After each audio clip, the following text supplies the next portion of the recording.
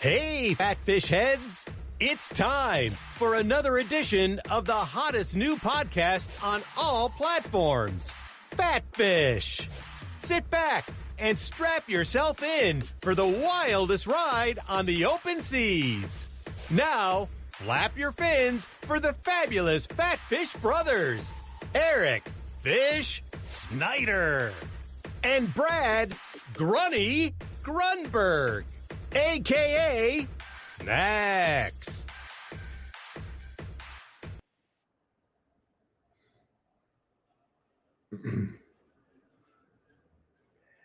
Yeah, baby.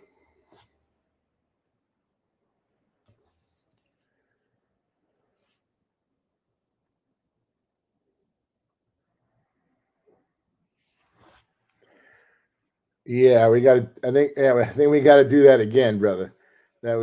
I can't hear you. Can't hear you. We're live, buddy. We have some technical difficulties. Yeah. What else is new in the wonderful world of the internet? Why are we having technical difficulties? You're a genius.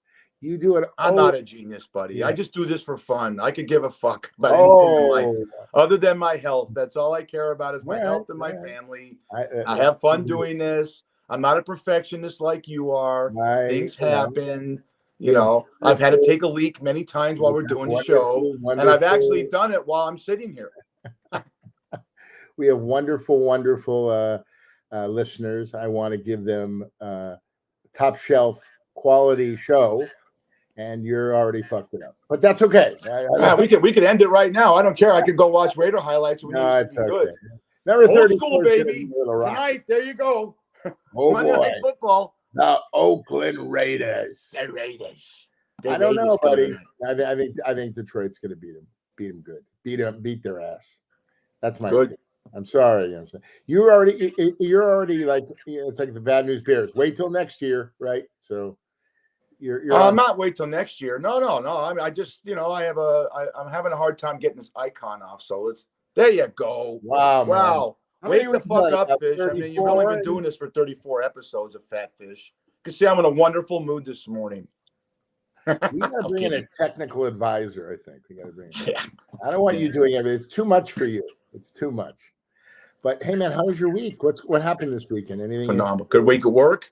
Really good. Busy. Oh, great. Nice. You? I had a great time on the lift. I had a lot of rides, and it's interesting. Nice segue. I had these really cute girls in my car. They had come to LA. They graduated the University of Maryland. Very smart girls. And I asked them, girls, when you see a guy, do you look at his ass? Do you look at his smile? Do you look at his abs? Do you look at his package? Okay. They both said package. Okay. So I'm thinking, and I've been doing this for years. When I go out, like, Halloween, I'll go out to a couple of parties. I will go first by In-N-Out Burger, and I will get a 3x3. Okay. A 3x3. And I'll shove it right down my fucking pants. Okay. So my package looks big package. So maybe that will attract some girls. We get emails all the time. All Brad talks about is dicks. I mean, the fact that you can't see yours when you're standing up means you're obsessed with other people's dicks. I don't understand. True. You think we're going to sell this show when you always talk about packages? One thing, it's okay. Look, Brad, I love you like a brother. It's okay to come out in front of millions of people. I love you like a brother. It's okay to come out. What people want to hear. No, they don't want it. It's okay to come out and say that you go both ways. It's all right. Your parents will forgive you. All right. We're a forgiving world. We're woke culture right now. Okay? It's okay. I'm telling you. I'm giving you. Mayor Pete Buttigieg is going to probably try and run again soon. He could use a big In-N-Out burger eating motherfucker like you to be on his campaign. Hey, he's a good man. He's a good man, and so are you, buddy. So are you. Oh, yeah. So what? So you got the football, we got baseball, we got a lot of sports to talk about, right? I had a big family. Usually when the family get together on Sunday, my stepdad and my sister, my wife, her mother, sisters, we all get together and eat, and we watch football. It's almost like the movie Silver Linings Playback with Bradley Cooper and Robert De Niro. And yesterday was just a cornucopia of great quarterback play. And then this catch that the great people at Fox gave to us between the Washington Commanders and the Philadelphia Eagles. A.J. Brown, a receiver for the Eagles, Brad, I think she's up for MVP. Watch this catch. 40 seconds to go. 40 seconds to go. Hurts firing for the end zone and a one-handed attempt. Oh, my goodness! A.J. Brown with an amazing touchdown. Went up and scooped it. I thought he was going to throw the flat right here to Zacchaeus, and look at the hands, attack the ball in the air, just the right hand, bring it back into the body, snatch it out of the air. Goodness. What a catch. You know, they were arguing on the sidelines, and he was telling the quarterback, throw me the ball. What your fuck's your problem? And they got heated, and he threw him the ball. He got his feet down, too. What a catch. Wow. Oh, yes. Jalen Hurts had a massive game. Even the Commanders quarterback, Sam Howell, 4 touchdowns. Dak Prescott, 3 touchdowns. This kid, Will Levis, that plays for the Tennessee Titans, he's a rookie, right? He's famous because he was supposed to go high in the NFL draft, dropped. That's the drama you get in watching the draft of the second round.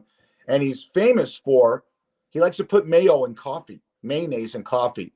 First game, he throws 4 touchdowns against Atlanta. Your Chargers bounced back last night. We had a wonderful weekend in NFL and college football. But I know your baby will end with the World Series, and we'll smack on that. Your baby, the association and the NBA ended up starting this past Tuesday, and the games are great. How did I miss this? Because I'm a moron anyways. When did Dame Lillard go to Milwaukee and play with Giannis? I have to take a poopus. I can't remember. I can't pronounce his last name. Yeah. But first of all, before we get to the basketball, how about my Arizona Wildcats? Wow.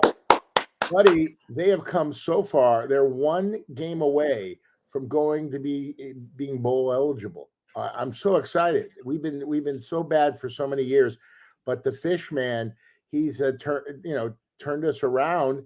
And this new quarterback we got, it's crazy. It's great. I mean, they're going crazy in Tucson, baby, in the old Pueblo.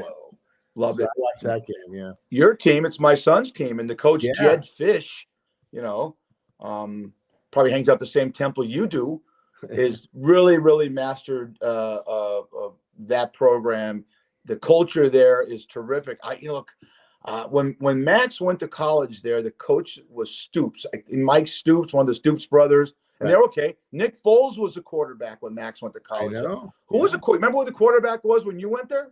Tom Tunnicliffe. And you know what? What a great name. Was he a porno star? Tom Tunnicliffe. Burroughs High School. And this is great about it. UCLA is going playing Arizona next week at homecoming. Okay. I remember when I was a freshman, 10 a.m. game, Arizona Stadium, UCLA, Arizona, and Max Sendejas kicked the winning. Well, first of all, Tom Tunnicliffe to Jay Dobbins, the score to make it close. And then Max Sendejas who's a buddy of mine, he hit the winning field goal. John Lee missed the field goal at the end, and we all ran on the field. It was crazy. And we just partied from 10 a.m. to midnight, drinking, and we beat UCLA, man, on a national televised game in 1982, I believe. Yeah, it's funny you should say that. I'm a big college football fan, University of Texas. I watched on Saturday. You talk about the hoopla, and you ran on the field in 1980, whatever it was, for Arizona. John Lee went to the pros from UCLA. Kansas against Oklahoma. Kansas has not beaten Oklahoma at home since 1984. And to watch those kids run on the field, I mean, that's all they've got in Lawrence, Kansas. Yeah. There's no pro sports. You're in Tucson, so you got the Suns 100 miles away. Arizona has pro teams. There's nothing in Kansas to watch the crying in the stands because that team has dominated you. You haven't beaten them since 1997. I love that when they run the field and they pull the goalpost down. I tend to like college football a little bit better than the pros sometimes. What about you? Well, I was watching the Texas game and I saw you run on the field. Aren't you too old for this shit? I mean, Well, you, no, I yeah, I was know. following Matthew McConaughey. Matthew McConaughey is a huge Longhorn fan. He's at every Yes. game, big booster. But the culture down there in the Southwest Texas, it's all football. It's And all football. think about this: you got the Dallas Mavericks having, have with Luka Doncic of a great team. With the Texas Rangers, to segue into baseball, what the Texas Rangers and the Arizona Diamondbacks did has never been done in baseball history. In the time since we did our last podcast, they were down 3-2 in a series, had to go on the road, Arizona to Philadelphia, Texas to Houston. They won both games. What great stories. Bruce Bochy is a manager of Texas. Just the third team he's taken to the World Series. And they're all scrappy young kids. There's no big superstars on his team. The big names like Aaron Judge or Mike Trout with the Angels, Ohtani. These are all guys that you played with in the street. And we have a wonderful World Series. It's tied up 1-1. If the Raider game is boring tonight, and it might be, go over and watch the World Series. It's going to be, I believe it's on Fox. We got a doubleheader tonight. I think you go back and forth. You go back and forth. But what's great about this is two underdog teams are in the World Series. And my favorite movie of all time is Rocky 1. And, he was the underdog. No one ever thought he could beat Apollo Creed. So that's what I love.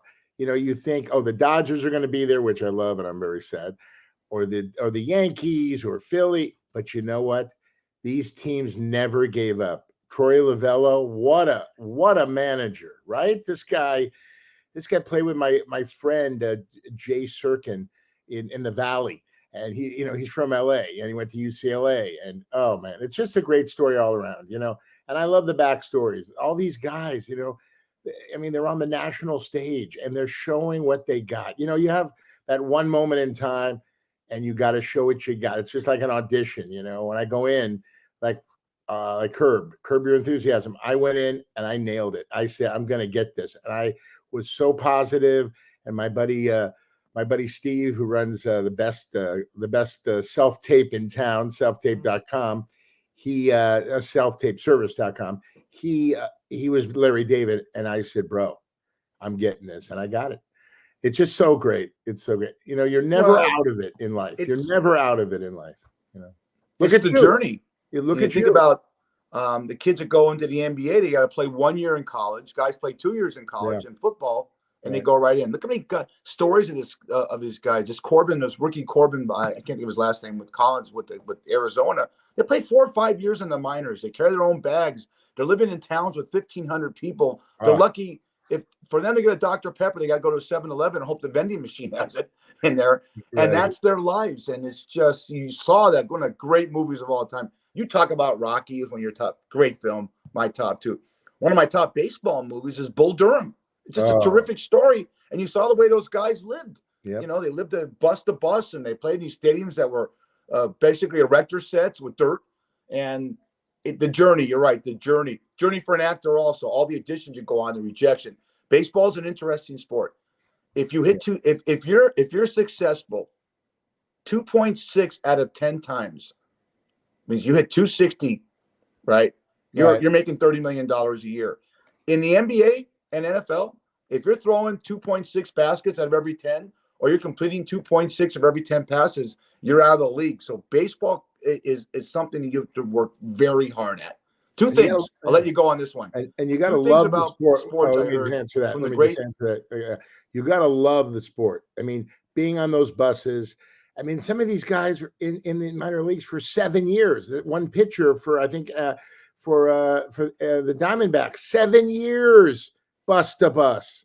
Crazy. And by the way, to go from A to double A to triple A, I think double A, triple A, I think you get an extra sandwich. It's not a big deal, until you get to the big dance. And that's when, That was your motivation. The food perks are higher. Every level you get bumped up. You're laughing. I tried out for the Arizona Wildcat baseball team with Jerry Kindle. Yes.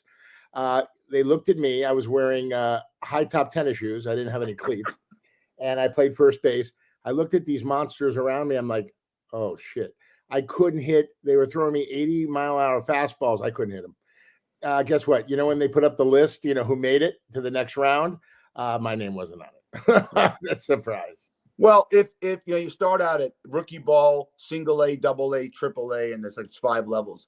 If the amount of food you were given was an impetus for you to move up, when you played rookie ball, you would have been as skinny as the character in Thinner when he kept losing weight because they don't feed you at all. They're lucky to get a Zagnut bar and a bag of Doritos. But 2 things in sports are hardest to do, they said, and I'm quoting John Wooden, the greatest coach ever of basketball from our hometown, UCLA.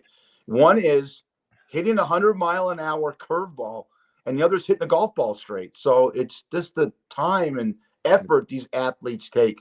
I can't stand it. I love you to death as an actor. I can't stand. I believe George Clooney or someone said we equate what we do to athletes. No. If Peyton Manning throws an interception, you can't say, cut, let's do it over again. If you fuck up a line when you're doing Curb Your Enthusiasm, they could say cut and do it over again. Stop actors comparing yourself to athletes because athletes are theater actors. They're always on stage. When you go see a play and a guy flubs up a line, you know it, and it's embarrassing. Same in sports. Tell me how you really feel. Let me tell you something. There's a lot of comparisons, but a lot of athletes want to be actors. It's very interesting. A lot of them, they maybe Why? they don't become You know why? actors, but they want to stay in the spotlight after they retire. And that's the great thing about it. And some of these guys are so good. I mean, I'm telling you, they're probably better, working, at Fox or ESPN than they were as an athlete, So it's nice that they have a second career waiting for them if they have the goods. Can I ask you a question? No. Well, in your opinion, since I value you, you've done 120 different roles, and when the strike ends, you're gonna get your fat butt out there again. I just finished watching binge watch a series, and this is an actor. This is an athlete that turned into an actor. And your question to you is, what athlete do you think is a very good actor? I just watched Dwayne "The Rock" Johnson in a show called Ballers, and he was very convincing. He was very natural as an actor, and he's gone on to a great career. But he started, and this show came out about 10 years ago. In your opinion, who's a great athlete that's transitioned into the acting field that you respect? Well, Burt Reynolds, he was an athlete, he was an athlete. But the great thing about Dwayne "The Rock" Johnson, he is so good to us at SAG. He is one of the guys you want on the set. He knows his lines. He's on his mark, and he went and he learned the craft. Okay, he was always in the wrestling world, because that's show business. He had to be, The Rock, and he played this character. So he got a head start, but I'm telling you, he is a good guy and a very good actor. Is he Robert De Niro? No, but he's so likable. That's the great thing about being an actor. Kevin Costner, not the greatest actor, but he's so likable. Tony Danza, who's the boss? Not a great actor. He played himself, but people loved him. Some of these guys, as you heard the old adage, can read the phone book and people would watch him. You know what I'm saying? So it really depends on the person, but who do I really like? I think he was an athlete. Remember Richard Jaws Keel, the bad guy in my era with the James Bond with Roger Moore. Oh my goodness. I think he was an athlete. He was so good as the bad guy, right? God, I love Absolutely. Yeah. Yep. Costner was a tremendous pitcher at Cal State Fullerton. Oh, was he? Brought him up. Okay. And he had a career, and he, a lot of guys. I'll tell you tremendous. One of my favorite films. You watched it, you loved it, called Major League. They had to hire many, many technical advisors for Wesley Snipes and Tom Berenger, not Charlie Sheen. Yeah. He was throwing 90 miles an hour at Santa Monica High School back in the day. Right. And that's all you can tell when you watch it. Sheen got it. Costner. You can tell by the way they did it. Adam Sandler, your boy's a very good athlete. Great basketball. Excellent. Wasn't out before. And when they hired Sean Salisbury to be a technical advisor on the remake of it's a great Burt Reynolds film that he did, The Longest Yard. Sandler wasn't one of the guys that needed a lot of help, just the release, the release as a quarterback. And you know that. I mean, have you ever played? Great segue here. I play with myself. Have you ever played any celebrity baseball teams? You ever played softball with these guys? Yeah, a little bit. Yeah, the celebrity softball league. Yeah, I played a little bit. It's very competitive. Let me tell you something. These guys go out there, they want to win. Like Tony Danza, he had the Who's the Boss team. I mean, he would go out there and he would win. And if you didn't win, he'd be pissed the next day on the set. These guys take that very serious. A lot of people, all these guys are competitive. They're actors, man. So, the sports is very close to their heart because of winning, winning and getting a role, I'll tell you, I got a quick one for you. Mom's Saloon had a team in the 80s, and I was on it, and I played second base, and we played the Improv. Remember the Improv? Yeah, of Still there. course. Let me tell you, he was a phenomenal baseball player, phenomenal athlete. And God, I wish this guy the best in recovery. He's going through shit right now with his family. Bruce Willis was really not known back in the mid 80s, and he started doing moonlighting in 87. And who the fuck's this guy, man? He's turning double plays. He's head first. You could tell when a guy's a good athlete, no matter what he does in life. And you just wonder, I don't know his background, but I got to believe that Bruce Willis, I don't know this for a fact, he probably played high school sports. And you saw it when you played in these celebrity softball. You saw guys you played against. You knew Tony Danza played ball before he started becoming an actor. You just knew it, right? Yeah. No. And it's a great outlet for a lot of these actors. You know what I'm saying? They're on the set, knowing their lines, dealing with all the bullshit that happens on sets. And then on Saturday or Sunday, they go out, hit the diamond and they play the softball. They play flag football. Listen, it's amazing. You cannot imagine how many great athletes are actors, because they started somewhere, growing up. I played sports, The great thing about me is I made my high school varsity basketball team at the University High School, excuse me. And I memorized all the cheers because I never played. I was the 12th man. Yeah, but just no, but I was a deadly 3-point shooter, but we didn't have the 3-point line until 83. But I was deadly, man. I could hit the shot. Not real good on defense. I remember playing Steve Kerr. We had an away game at Palisades High.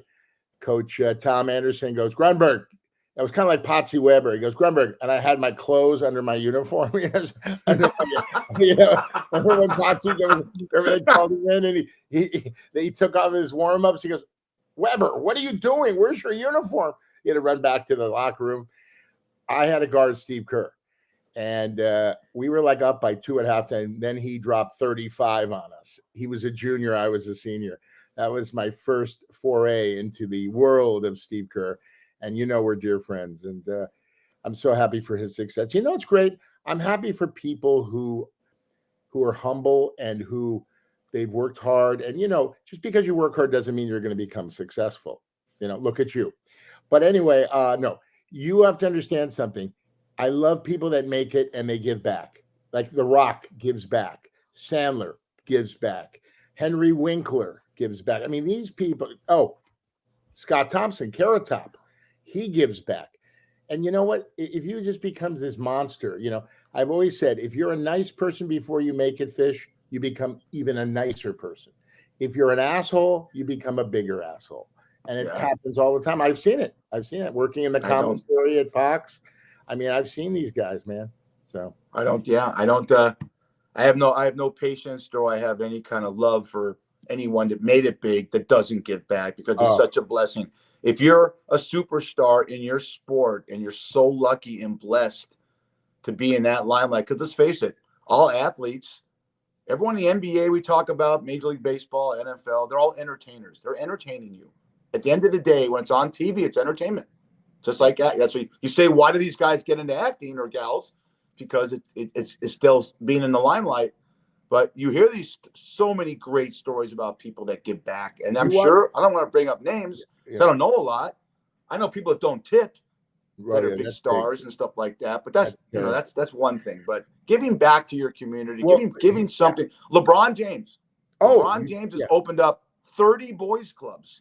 30. Look, a lot of guys don't like LeBron James. I saw Rich Paul, his agent, a story on him on 60 Minutes. It was phenomenal because they're best friends. And you know how they met? Not in Cleveland, none of that. They were at the airport, and I believe Rich Paul was wearing, or LeBron was wearing a Warren Moon jersey, okay, back in the day. And LeBron went up to him and goes, "Hey, man, that's a great jersey." And that's how they became friends. And they're dear friends today. And Rich Paul is one of the smartest agents I've ever seen on 60 Minutes. This guy knows the business, and he doesn't take shit. He gets his clients the best deals. So, you know, I don't agree with that. I don't know this guy per se. Oh, I like no, the he's agents good. that He's good. I like the agents that represent people. You can tell me your opinion. I like him a lot. I know you could like him. No, I'm not saying anything bad about him. But LeBron's an easy target. He's easy. He's easy to market. I like the agents that get these guys deals that aren't, wow. I don't who's this athlete out there? When you see Matt Leinart is on a ton of commercials. I remember him as a quarterback at USC, and then Arizona Cardinals wasn't very successful. He's on a ton of commercials. Mark Sanchez, the butt fumble. We know these guys, but if your agent's getting you deals right now, putting LeBron James as the face of anything. That's his number one. He's got other guys that he took. I don't know which athlete it was.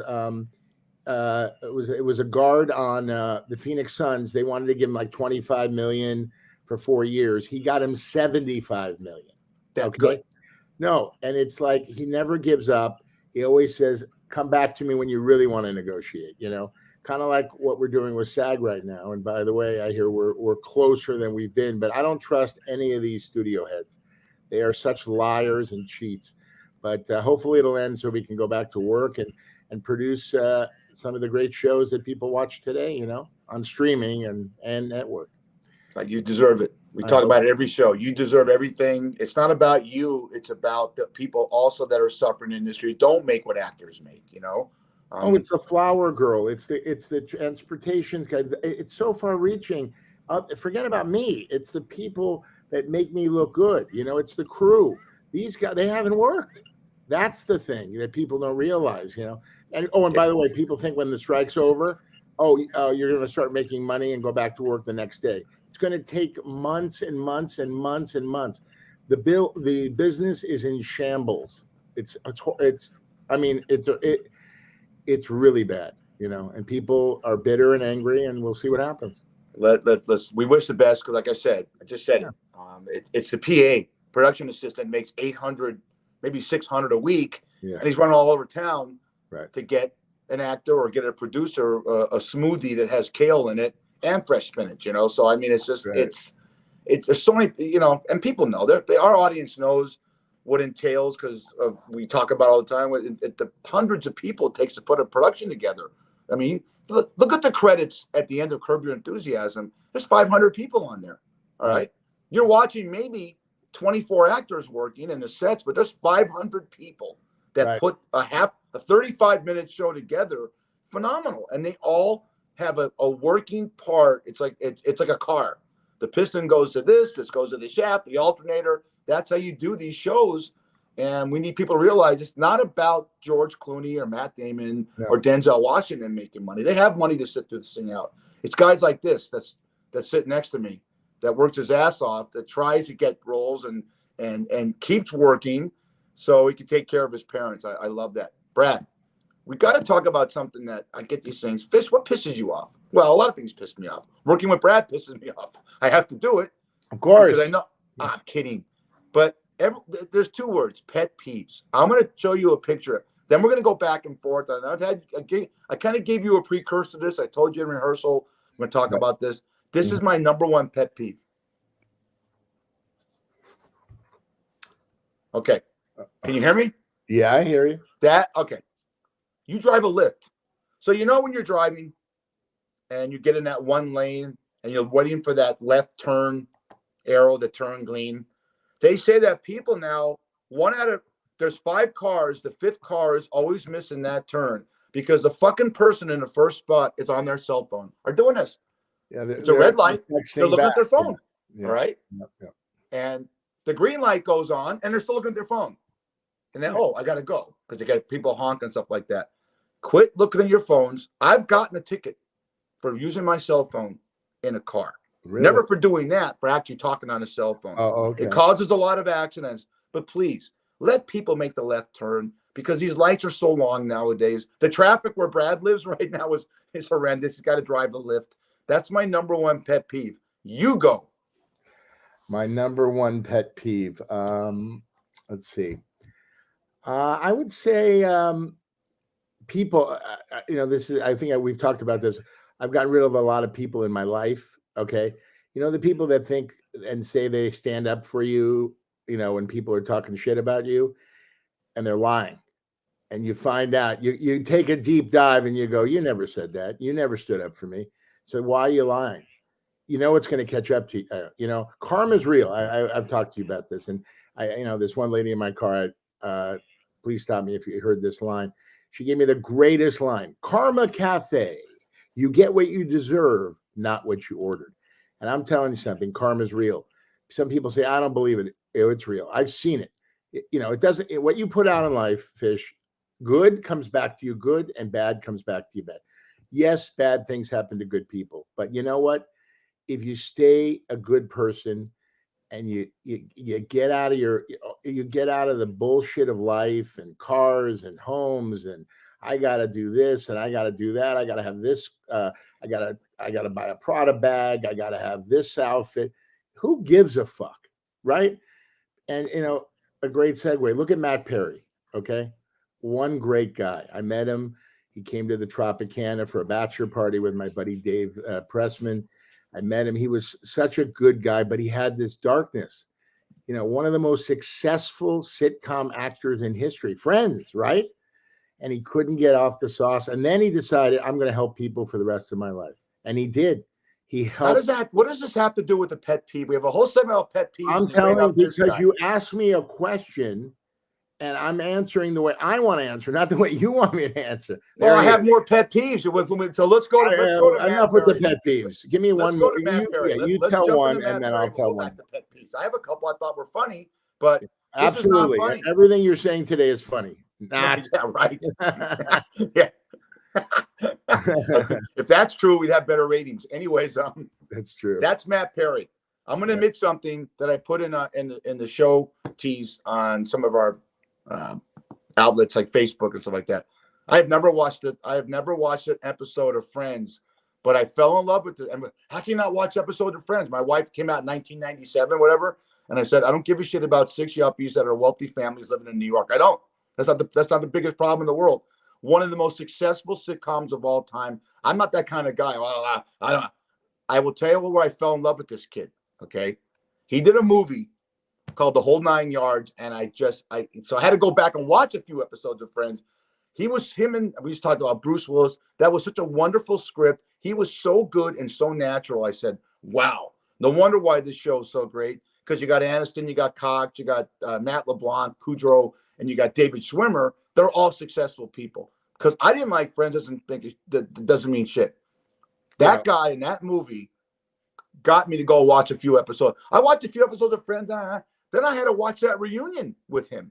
And I said, there's something wrong with the guy. They had a reunion on HBO. They all got together. And Matt LeBlanc gained about 100 pounds. The other ones all look great. But there's something wrong with Matthew Perry. And I learned he's had some addictions and what have you. But like you said, karma, just a little while ago. He never stopped being a really good guy. And that's what really struck me. Really good guy.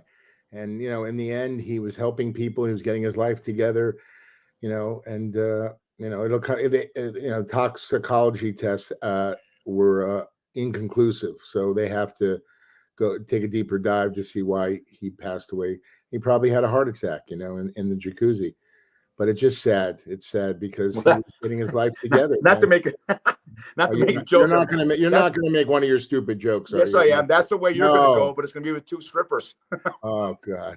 You're wait a minute. Horny. Hey, Jerry and Sandy, I think you are one of the horniest married Jews I know. Unbelievable. Forget the Jew shit. I know why you don't want to. Let me tell you something like that. No religion in this thing. Okay, what do you want? What do you want? Yeah. That's a compliment to you. What's the compliment? Jerry, if you're going to go and get a heart attack in a hot tub, yeah, don't you want to have two strippers next to you that you met at Wet Republic or you're in Vegas next week? Or do you want to go just sit in the hot tub? I don't want yourself. I told you a couple podcasts ago. I lifted. I had to pick up a lady way downtown near Felipe's, and I walked. I drove in, and there was this huge colonial house. I'm like, where am I? All of a sudden, I took a right to get to her building, the L.A. Morgue coroner's office. Okay, I've never been down there. I don't want to go there again. Okay, listen, man, you live your life every day. You hope you wake up. Like people say, how you doing today? I woke up. Right, that's how I do it. Reggie White, remember he had a sleep apnea. He died in his sleep. I'm telling you, buddy, your health is your wealth, right? We talk about this all the time, you and I. That's what it's all about. Who cares how much money you have, right? Like this Bob Iger guy who's this the whole, he runs Disney and all this bullshit. Let me tell you something. How much money do you need in life to live your life? You got to kick down to others who make you this money, I mean, people, I'll tell you, this world, I mean, what's important to these young kids is ridiculous. The cars, the clothes, the purses, the clubs, all this bullshit. Just be a good fucking person, okay? Help people if you can. Take care of yourself. Take care of your family. And find something you love. And that's another thing that I tell every person in the back of my lift. Find something you love, the money will come. Don't do it for your parents. Don't do it for your grandparents. Do it for you. Look at you. Look at you, Fish. You became a bartender. The best in the business, man. I've seen you work. Yes. Well, I'm just telling you that to kiss your ass. But hang on. No. Hang on. My dog's freaking out and jumping on my. Molly my dog hates when we do a podcast. She freaks out. She runs around. She wants in circles. attention. She wants attention. Yeah, I know, but I gotta let her out because she's jumping on my plate. Okay, all right, go ahead. So keep talking about what a shitty bartender I am. You're a horrible bartender. And you're the type of guy who keeps talking and talking, and the person goes, "Can I enjoy my fucking drink? Would that be okay?" And then you tell another fucking story about another anecdote about your life. I'm from LA and I went to this high school. Who the fuck gives a shit about you? Okay, go Raiders.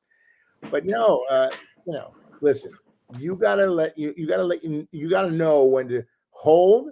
Remember, like, what is it? Wait. You gotta know what's the poker thing. What's the song by Kenny Rogers? You gotta know when to hold. You gotta know when to fold them. Right. Bingo. That's what you need to do. Okay, I'm gonna try to help you with that. By the way, not only are we on Facebook, Roku, DBTV, and listen exclusively on Podbean, but now you can listen to Minister Brad Grunberg on the Ion Network every Sunday mornings, right after Joel Osteen. So every set podcast, karma, this and that. Let me tell you something about karma. So this wouldn't get us ratings. If karma's so great, how did Hitler live his whole life killing so many fucking people and devastating 100 million lives? All right. And there's 86. I did a podcast. 86% of people, I'm getting angered here, don't think there's an afterlife. Where's the karma there? There's no afterlife. We die and it's just dust. Hitler got away with murder and what's going on in this world right now. I believe what you said, okay, before we get to my next pet peeve, I got some meme to do to make people laugh. I believe in this. Just be good. I agree. Every time you said, be good to other people. Be you. I bring this up on every podcast, and I always get a lot of accolades for it. I'm going to pump myself up. Does Brad really go out to McDonald's and buy burgers and give them to the homeless? Yes. It's not bullshit. Okay. I have affirmation from Lauren and a few other of his friends. He doesn't do it for me to say it. He does it because he was doing it before I did this podcast. All right. That's not karma. It's because you're a good person. Okay. Do it because you want something coming back to you. Do it because you want to be a good person. I just do it because I do it for me. And anything I do good for people, I do it for me. I get more joy out of it than the person that I help. That's what it's all about, or feed. That's how I live my life. That's how I roll. Casey. We had Jade on the podcast. Jade's his wonderful girlfriend. They work at a local bar down the Standard down the street from me. And we had Jade on the podcast, and he works graveyard after she does, and she gets on her shift. It's great. So look at this one. Great. We got a newbie here. Yeah. Spencer Graves. What do y'all think about Will Levis in his debut? I'm a Titans fan. I've been waiting for a positive change at quarterback for a while. Talked about it. I think the kid was fantastic. He threw 4 touchdown passes. I'm more worried about him putting mayonnaise in his coffee. That's going to fuck him up. What's the thrill of that, Fish? What does that taste like? Oh man, I would, look, mayo. I was asked as a bartender one time to make someone a scotch and milk. I looked at him. Are you sure? Yeah. So I thought, fuck it. I was young. I'll try it. And I wasn't impressed, but people, well, I mean, all right, Brad, I'll give you something before we get to some memes, because my mind works in this crazy fashion. Name something you eat or drink that you would say, that most people would say, what the hell is that? I'll give you one I do. You start. Okay. You're gonna love this one. Okay. I put pickles on my eggs. What? I like a dill pickle. I'll make eggs fried hard and cup of dill pickle and put them on the eggs, and I'll put some tahini on top of it. I love it.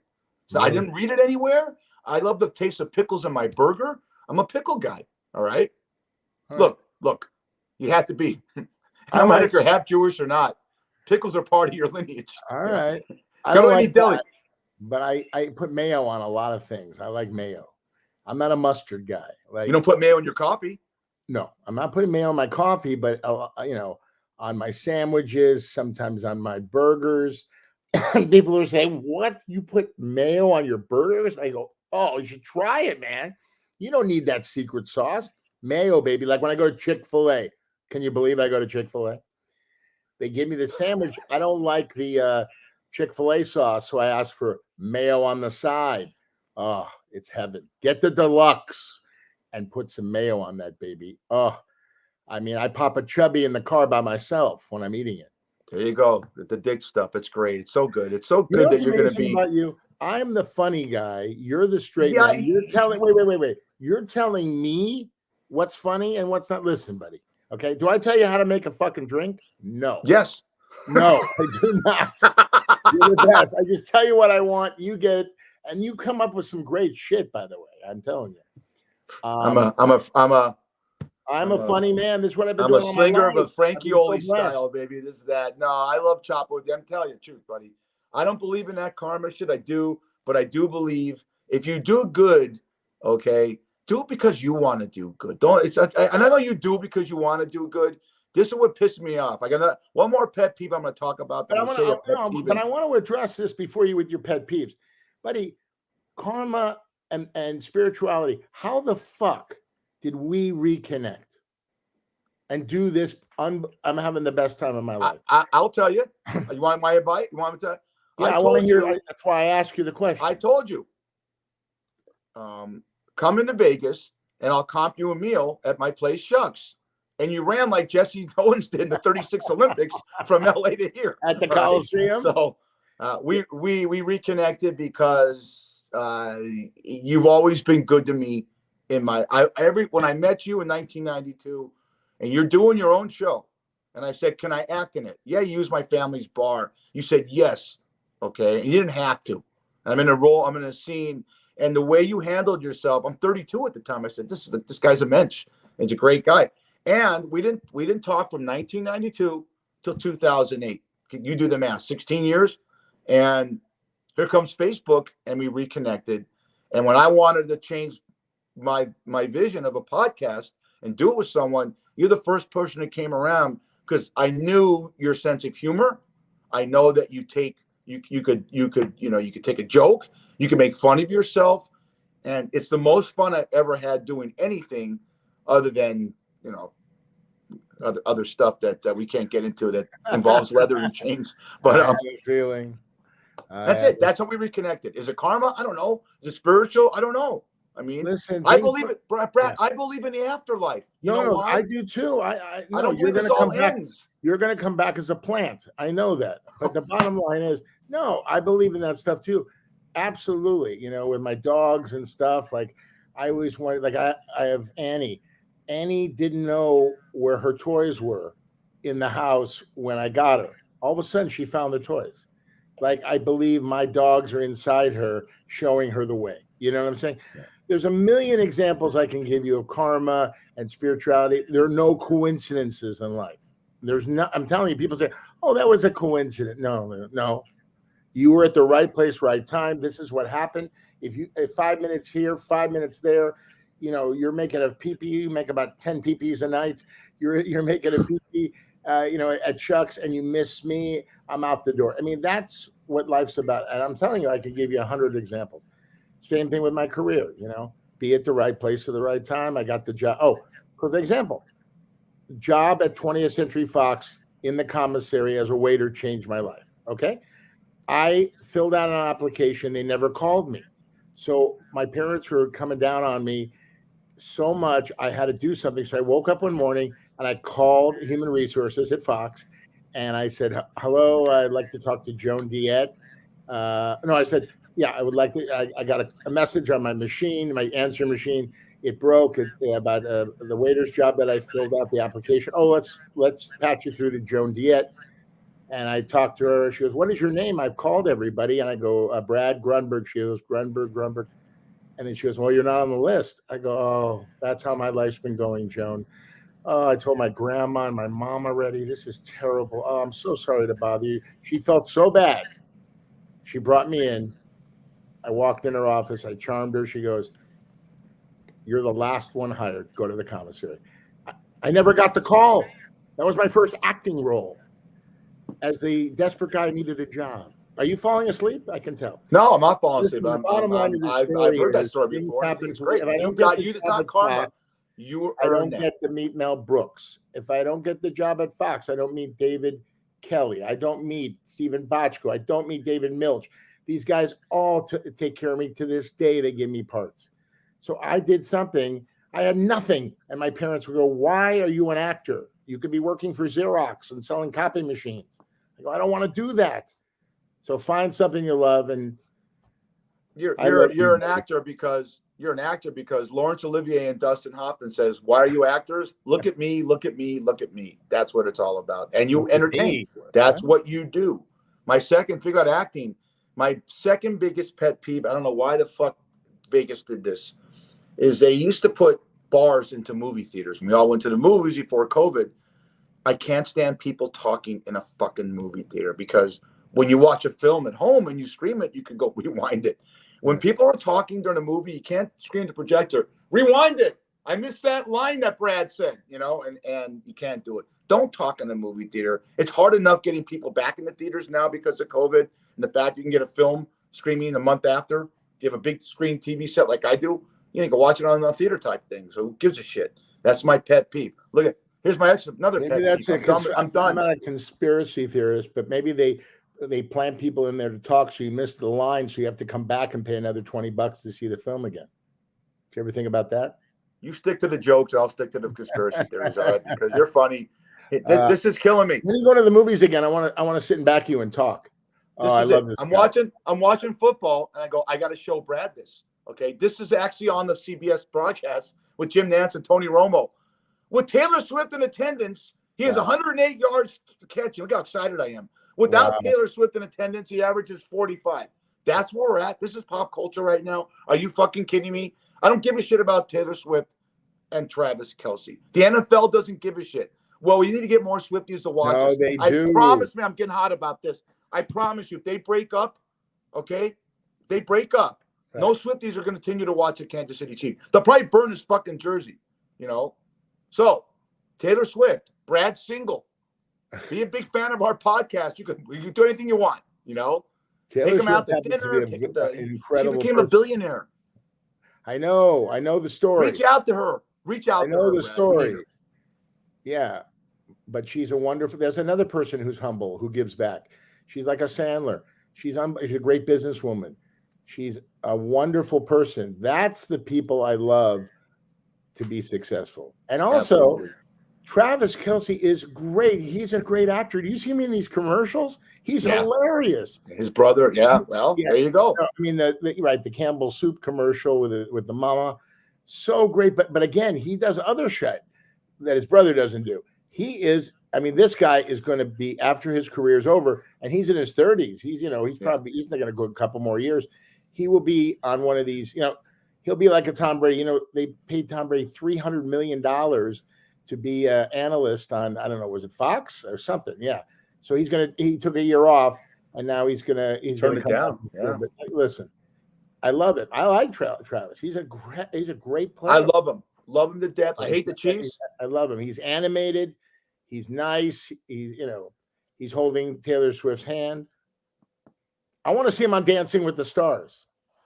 Okay. I want to see you on Dancing with the Stars. Check this out. I'd like to see get you it all on the time. Dancing with the Stars. FishGrunny1@gmail.com. All right. And now go. They say, Fish, what was it like when you watch TV? Look at it. And the culture now stinks. Brad Grumberg will know every one of these characters, and we'll go through it. The reason why my generation doesn't get offended.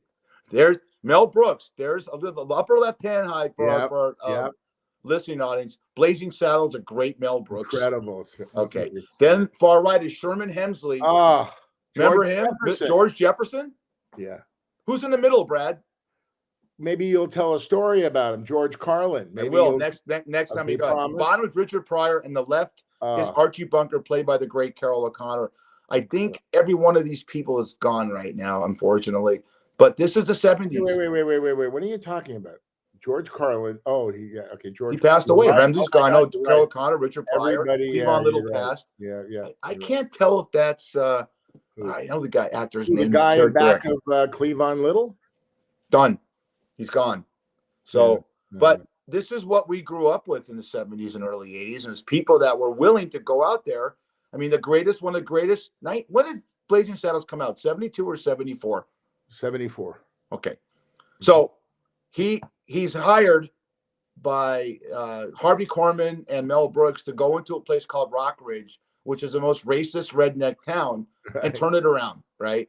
And he befriends Gene Wilder, who's the greatest sharpshooter, a town drunk. Long story short, they're trying to get the upper hand on Mel Brooks and Harvey Korman's group, and they see a line waiting to get their guns, and at the front is a Ku Klux Klan, and Will Wilder says to Cleavon Little, whose name is Bart, "How do we beat the line?" He goes, "Watch this." And he goes up to the Klan members and go, "Where are the white women at?"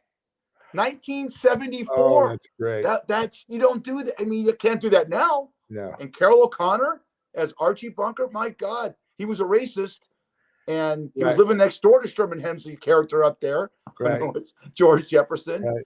Incredible dialogue. I mean, Brad, I wish you could have acted back then. You've been perfect. Do you remember Richard Pryor and George Carlin, great comedians, way over the edge, way ahead of their time. Can I say something? Remember the episode of All in the Family when Sammy Davis Jr. gives Carroll O'Connor a kiss? Oh my goodness, a black man giving a white man a kiss in the 70s. I loved it. And that was Norman Lear. He's 101 years old. I mean, this guy was way ahead of his time, and Mel Brooks was way ahead of his time.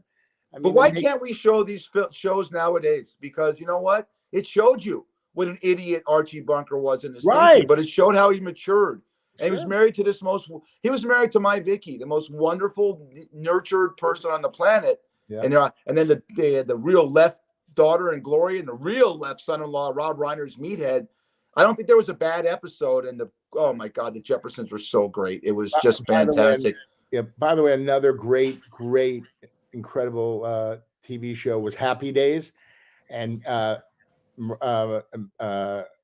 mother, Mrs. Cunningham, just turned 95. 95 years old. Yeah, Marion Ross. Unbelievable.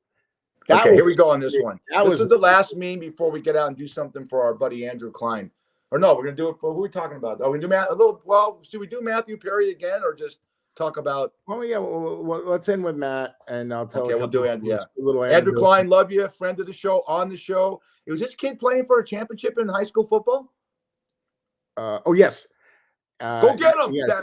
Andrew Klein's son, Matt, is playing for the champion. The Pirates, baby. Go Pirates. Go Pirates. Texas football is great. I've lived it. Brad, you go first. Who is the most famous person you have ever met? And you met more than I. In my world, Don Rickles. He's my favorite. Famous person. I told you the Uncle Lumpy Donald Trump story. I met him. We don't want to talk about that. Who was the most famous person that I have met? Maybe Adam Sandler. I don't know. I mean, I've met so many people. I mean, I've met, in the commissary, I met them all. I met Nancy Reagan. She came in with the Secret Service to have lunch with Rupert Murdoch. I met her. I've been so blessed. I've met so many of my heroes. I've met so many famous people. But here's the thing about famous people. The reason that I did so well in the commissary, I always goofed on these people. I didn't walk on eggshells around them. Like you want me to walk on eggshells around you. I treated them like my buddy, and they like that because on sets, people always like, let me do this for you. Let me do your hair. Let me do your makeup. Oh my God, they don't want that. That gets old. So if you goof on them and you treat them like your buddy, you go far, and I have. Thank you, Casey. This Kelsey's on Amazon. We didn't know that, but now we do because of you. You have gone far. I was in the. You remember this? Remember the old Century City Mall that was open air?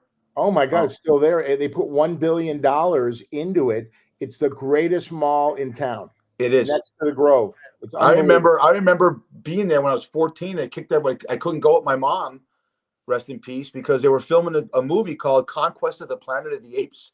They took the whole mall out with Roddy Mandel. That's great trivia for that mall. I'm walking there. I'm in the mall with my girlfriend Stacy Baum in 1978. Before I went to college, 77, 78. And here I go, oh my God. I thought it was a Secret Service. All these guys come in dark suits, like Men in Black, and they're guarding someone. It was Muhammad Ali. All right. Oh, wow. And he walked and he's, and I, oh my God. So I said, Stacy, there's the champ, and I wasn't starstruck growing up in the business, but I had to meet this guy. And I walked out. Can I just go shake his hand? He goes, I'm only sorry. So he walks up to me, right? And I had like this purple shirt on that maybe John Travolta wore in Saturday Night Fever. And he goes, nice threads, man. And I go, hey, so nice to meet you. He goes, nice to meet you too, man. And he's walked by and and you think about, there's an ambassador to the world. We lost a great one. I know he passed away years ago. But talk about someone that embodied everything we talked about in the show. Being good, giving back, great karma, had a rough, really rough role there when he, when he invaded the Vietnam War, took a lot of shit when he went from Cassius Clay to Muhammad Ali, ended up being one of the greatest people and ambassadors in our life. Yeah, I agree. And you know what?